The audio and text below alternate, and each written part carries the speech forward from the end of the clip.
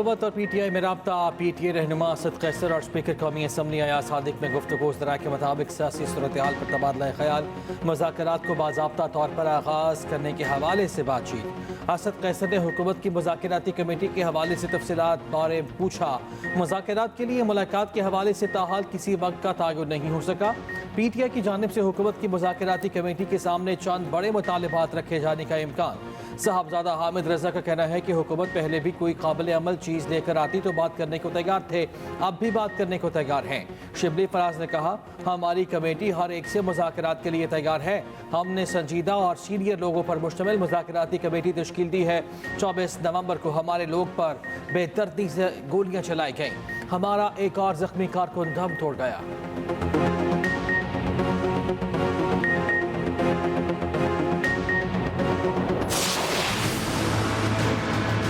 आपने 9 मई को तमाम रेड लाइंस क्रॉस की। मेरे जैसा रिकंसिलिएटर भी आज कुछ नहीं कर सकता जब तक उनका फैसला ना हो। आज 24 नवंबर आई वाज होपिंग कि 9 नवंबर को लॉजिकल कंक्लूजन पे पड़े और मेरे जैसे बंदे बीच में डाल के कोई इसका हल निकालें। आपने एक और 9 मई जो है वो 24 नवंबर को कर दिया। 9 मई के वाक़यात पर मेरे जैसा बंदा भी मफाहमत कराना चाहे तो अब वो नहीं मानते। PTI हमें 2018 के मैंडेट पर हुकूमत करने दे, फिर वो 2024 का मैंडेट वापस ले ले। नायब वज़ीर आज़म इसहाक डार का सेनेट में इज़हार ख्याल। कहा, PTI ने सियासी मुखालिफिन पर केसेस बनाए, मौजूदा हुकूमत ने किसी के खिलाफ मुकदमा बनाने का नहीं कहा। एहतजाज के नाम पर जलाओ घिराओ किसी की मफाद में नहीं। PTI फेक न्यूज़ के मास्टर। पश्तून हमें भी इतने अजीज़ हैं जितने पंजाबी, सिंधी या बलोच। सिर्फ डी चौक को एहतजाज के लिए क्यों चुना? संगजानी का इलाका ऑफर किया, वहाँ नहीं गए। चीनी सफीर ने भी बानी PTI से एहतजाज मुअख्खर करने की बात की, नहीं माने। बहुत हो गया। अब 9 मई की जो दूल है वो बैठनी चाहिए कि अगर डायलॉग के लिए कमेटी बने तो ये समझते हैं ये उसकी कमजोरी है, हमारी कमजोरी नहीं। हम समझते हैं इस ईमान पे, इस जमहूरियत पे और इसके सिस्टम पे कोई थर्ड फोर्स काबिज ना हो। हम पख्तूनों का कार्ड नहीं खेलते, लेकिन हर पख्तून बाप ने अपने बेटे का जनाजा उठाया है। अगर फायरिंग हुई है, गोली चली है, तो रिस्पॉन्सिबिलिटी तो होनी चाहिए। आपने भुट्टो का देखा, 45 साल बाद सुप्रीम कोर्ट कह रही है कि इसको इंसाफ नहीं मिला था। अब वक्त है जनाब स्पीकर, हम भी मुतालबा करते हैं कि हमारे लोगों को इंसाफ मिलना चाहिए। ये इंसाफ हम इस ईवान के थ्रू लेना चाहते हैं। हमें मजबूर न करें कि हम दोबारा सड़कों पे आएँ। ये ईवान हमें वो इंसाफ दे दे। 9 मई की धूल बैठनी चाहिए। पार्लियामेंट हमें मुज़ाकरात के जरिए रास्ता फराहम करें। आए पार्लिमानी कमेटी का इजलास बुलाएं, आगे बढ़ें। दोबारा सड़कों पर आने पर मजबूर न करें। चेयरमैन PTI बैरिस्टर गौहर का कौमी असम्बली में इंसाफ की फराहमी का मुतालबा। वज़ीर दिफा को मुखातिब करते हुए कहा, ख्वाजा आसिफ इतने सीनियर हैं, क्या इन्हें ये कहना ज़ेब देता है कि गोली नहीं चली? उनकी अजीब मंतक थी कि गोली गंडापुर के गार्ड ने चलाई। एक्सप्रेस न्यूज़ से गुफ्तगू में बैरिस्टर गौहर ने कहा, फैज़ हमीद का कोर्ट मार्शल फौज का अंदरूनी मामला, उसे सियासी ना बनाया जाए। PTI का उससे कोई ताल्लुक नहीं।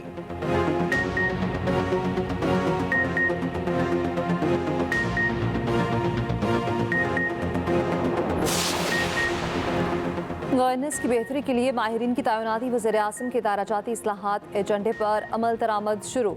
शहबाज शरीफ ने नए तैनात शुदा माहिरीन की मुलाकात। शहबाज शरीफ ने कहा, माहिरीन की तैनाती से फैसला साजी में बेहतरी आएगी। हुकूमत का उड़ान पाकिस्तान मनसूबा मुतारिफ कराने का फैसला। वज़ीर आज़म ने मुआशी प्लान की मंजूरी दे दी। वज़ीर आज़म शहबाज शरीफ से गवर्नर बलोचिस्तान जाफर खान मंदोखेल की भी मुलाकात। कहा, बलोचिस्तान की तरक्की और आवाम की फलाह बहबूद अव्वलीन तरजीह है। वज़ीर आज़म शहबाज शरीफ की स्पीकर चेंबर आमद अयाज सादिक से मुलाकात। हमशीरा के इंतकाल पर ताज़ियत की। शाम से पाकिस्तानियों के इनखला के हवाले से इजलास की सदारत। इजलास में बताया गया, शाम से बैरूत पहुँचने वाले पाकिस्तानी कल रात चार्टर्ड परवाज से पाकिस्तान पहुँचेंगे। वज़ीर आज़म की तरफ से एहसन इकबाल को पाकिस्तानियों के इस्तकबाल करने की हिदायत। उधर बांग्लादेश के सुबकदोश हाई कमिश्नर रूहुल आलम सिद्दीकी वज़ीर आज़म से अलविदाई मुलाकात। सऊदी अरब को वर्ल्ड कप की मेज़बानी मिलने पर वली है शहजादा मोहम्मद को मुबारकबाद।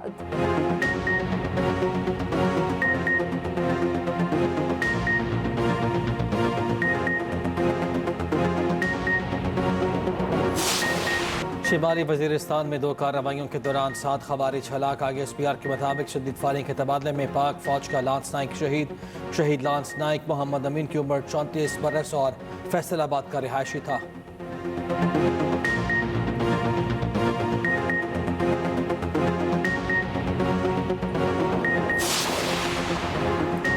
वज़ीर-ए-आला पंजाब मरीम नवाज का शंघाई के मिनहांग डिस्ट्रिक्ट इंडस्ट्रियल जोन का दौरा, होंगजियाओ इंपोर्ट कमोडिटी एग्जीबिशन और ट्रेडिंग सेंटर का मुआयना किया। नुमाइश में पाकिस्तानी स्टॉल पर भी गईं।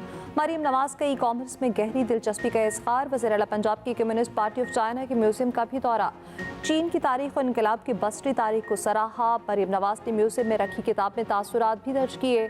वज़ीर-ए-आला पंजाब की कम्युनिस्ट पार्टी ऑफ चाइना की शंघाई कमेटी के डिप्टी सेक्रेटरी से भी मुलाकात। इकनॉमिक और टेक्नोलॉजी के शोबों में ताउन बढ़ाने पर तबादला ख्याल। मरीम नवाज ने कहा, ऑटोमोबाइल, IT और दीगर शोबों में चीनी कंपनी से इश्तराक चाहते हैं। आलमी सतह पर शंघाई का फाइनेंशियल और ट्रेड हब के तौर पर उभरना काबिल तहसीन अमर है। मरीम नवाज की शंघाई की कंपनी को पंजाब में सरमायाकारी की दावत। वज़ीर-ए-आला पंजाब का जिनको सोलर कंपनी का भी दौरा, जिनको सोलर कंपनी को पंजाब में मैन्युफैक्चरिंग प्लांट लगाने की पेशकश। मरीम नवाज ने कहा, पंजाब में शमसी तवानाई की पैदावार के बेहतरीन मौके मौजूद हैं।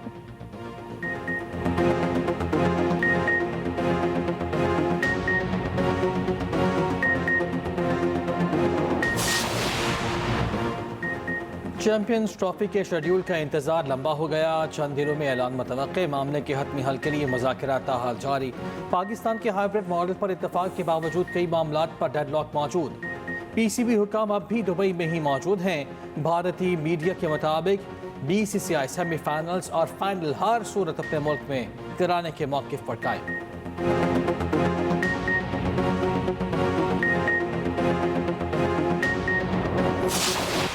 हारिस रऊफ ने बुमराह को पीछे छोड़ दिया। ICC player of the month का अवार्ड ले उड़े। हारिस रऊफ ने नवंबर में 18 खिलाड़ियों को आउट किया। अवार्ड के लिए जसप्रीत बुमराह, मार्को जेनसन नामजद हुए।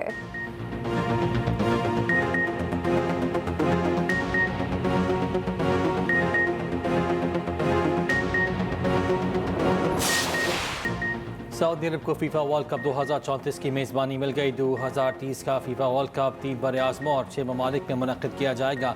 मराकश, स्पेन और पुर्तगाल मुश्तरका मेज़बान होंगे। यूरुग्वाय, अर्जेंटीना और पैराग्वाय में 3 मैचेस खेले जाएंगे। कतर के बाद सऊदी अरब टूर्नामेंट की मेज़बानी करने वाला मशरिक़ वस्ता का दूसरा मुल्क होगा।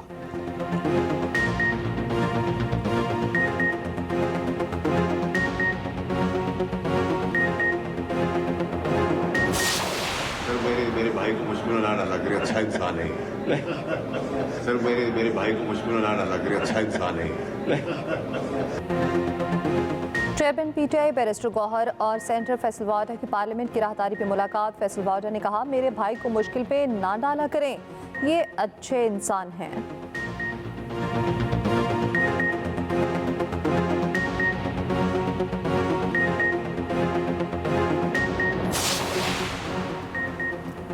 PTI एहतजाज से मुताल्लिक तौहीन अदालत का केस हुकूमत ने इस्लामाबाद हाई कोर्ट में जवाब जमा करा दिया। सेक्रेटरी दाखिला ने बताया, अदालती हिदायत के मुताबिक कमेटी तश्कील दी गई थी। चेयरमैन PTI को बताया गया, एहतजाज के लिए नए कानून के तहत दरख्वास्त दें। PTI की जानिब से कोई दरख्वास्त नहीं दी गई। PTI को मखसूस जगह से मुताल्लिक कहा गया, फिर भी डी चौक पर एहतजाज जारी रखा। PTI मुजाहिरीन सूबाई हुकूमत की सपोर्ट से रुकावटें हटाकर इस्लामाबाद में ज़बरदस्ती दाखिल हुए। बतौर सिविल सर्वेंट अदालत की तौहीन का सोच भी नहीं सकता। चीफ जस्टिस आमिर फारूक ने रिमार्क्स दिए, रिपोर्ट फाइल करें, पता तो चले हुआ क्या है। अदालत ने ऑर्डर किया था कि शहरियों के हुकूक का ख्याल रखना है, आपने मामले को इतना पेचीदा बना दिया। समाअत आइंदा हफ्ते तक मुलतवी।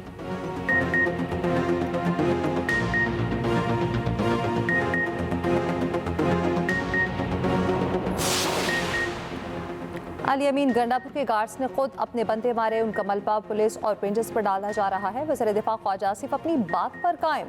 पार्लियामेंट हाउस के बाहर मीडिया से गुफ्तगू करते हुए कहा, बानी के मिलिट्री ट्रायल से मुतालिक फैसला कानून करेगा। ट्वीट में लिखा, मुज़ाकरात अच्छी बात, बानी पीटे की गारंटी कौन देगा? वो तो दिन में कई रंग बदलता है। चंद दिन पहले तक मुज़ाकरात एस्टेब्लिशमेंट से हलाल, हुकूमत से हराम थे। इनकलाबात हैं ज़माने के।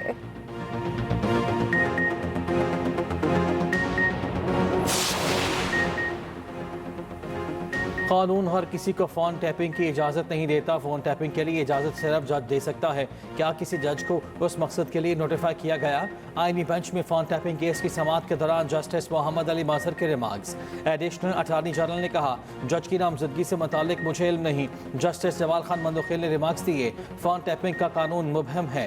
इस केस का असर बहुत से ज़ेर इल्तवा मुकदमात पर भी होगा। ये मामला चीफ जस्टिस के चैम्बर से शुरू हुआ। चीफ जस्टिस कहाँ जाएगा? बेंच के सरबराह जस्टिस अमीनुद्दीन खान ने कहा, हमें रिपोर्ट्स या कानून में दिलचस्पी नहीं, नताइज चाहिए। दलाइल के बाद एडवोकेट जनरल्स को नोटिस जारी, समाअत मुलतवी।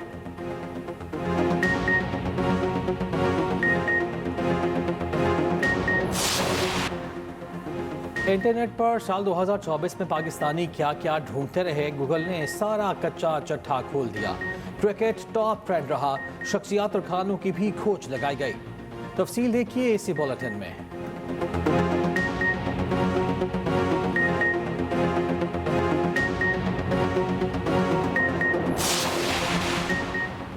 बांग्लादेश ने भारत के साथ बैंडविड्थ माहिदा मंसूख कर दिया। भारत के इलाकाई इंटरनेट हब बनने के मंसूबे को बड़ा धचका।